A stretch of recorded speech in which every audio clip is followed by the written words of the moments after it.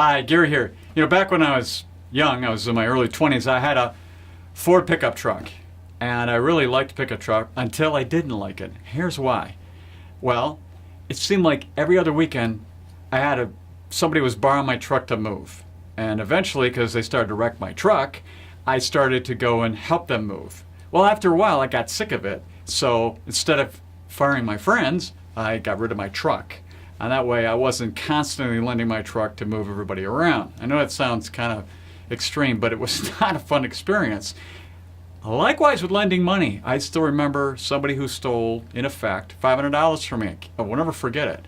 And that might be a big number or a small number. $50 might be too much, $1,000, whatever it happens to be. But there are two circumstances under which you should consider possibly lending money. Well, one would be something where you say anything less than X amount of dollars I really don't care about and trying to help somebody out. It's part of just being there for them for a need that they particularly had. And that again depends on you what that number is.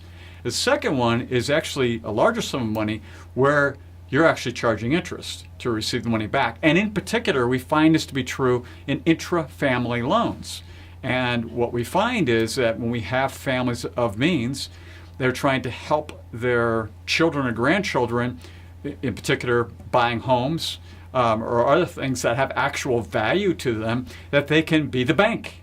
Yes, they could actually lend them the money, and they can do it at very favorable terms.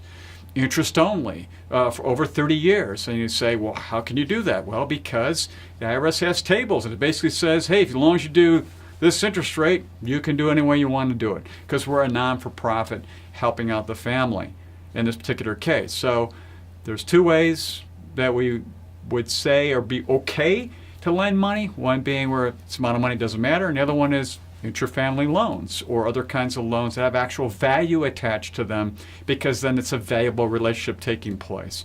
So consider that next time you look at lending money, or your truck if you're like me. So until next time, enjoy.